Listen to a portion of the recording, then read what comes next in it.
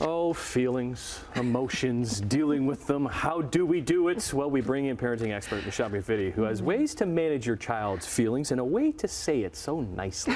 Because a lot of the time, we tend to, as parents, it's our emotions too, and it's our feelings that maybe kind of get out of control when dealing with little people's feelings. Yes, even our teenagers, and yeah, it's very true. Okay, so when we're talking about big feelings, what is behind the behavior?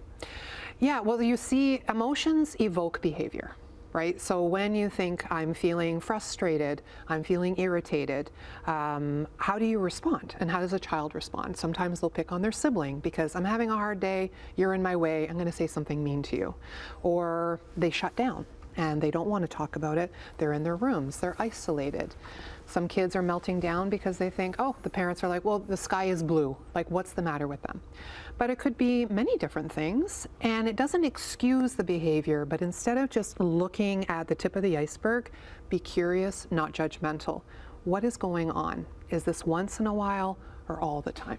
So we should be asking those questions, not just go to your room and start behaving. What's with the, why are you in this type of mood? Because because listen, some days we might be having an off day too, and then that just adds to it as well. Yeah, well, and I think that's how we grew up, a lot of us. What's the matter with you? Stop crying. You want something to cry about? I'll give you something to cry about, right?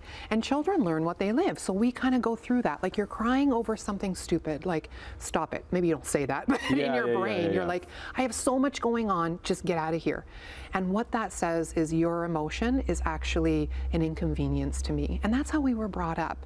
But they need help with co-regulation, and that could just be sitting quietly with somebody and saying, I'm here for you.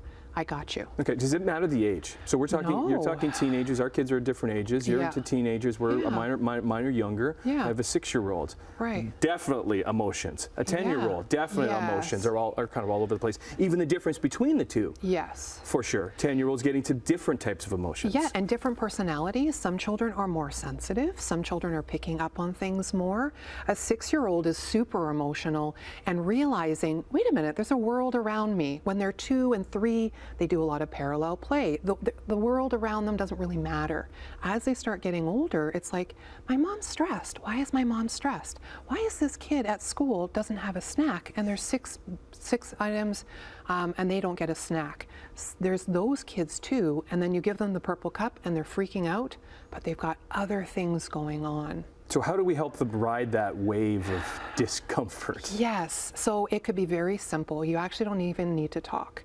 And it's just allowing emotion instead of trying to jump in and fix or justify. Like, if you get upset right here, some people get upset, right? And it's like, you're fine. What are you worried about? It'll pass. Don't worry about it. And it's like, but I am worried about it. And now you're telling me not. So I'm going to get louder, or I'm just never going to talk to you again about this. I can just sit here and say, yeah, that's a really tough day. Do you need a hug? Do you need some space? Is there a chance to, if you're always asking them what's wrong, then they could take advantage of that too? Well, I don't think you need to do this all the time. And I think that's the piece with gentle parenting. Parents feel like everything needs to be a discussion and a conversation. But you can use this even when a child is melting down about wanting a cookie before dinner. I know you're disappointed. You really want that cookie. It's still a no. Be firm and kind, and we're walking away from that. Instead of, I told you you can't do this. You're going to ruin your dinner. You always ask, and then you don't eat your dinner. It's too much talking. And it's something we've talked about in the past is giving in too. Yes. Right? I'm guilty of it as well. Right? You say something and then you give into it. And that's your emotion too, right? That's you saying, oh, it's not a big deal, or I'm stressed. Have the cookie. Okay. Yeah.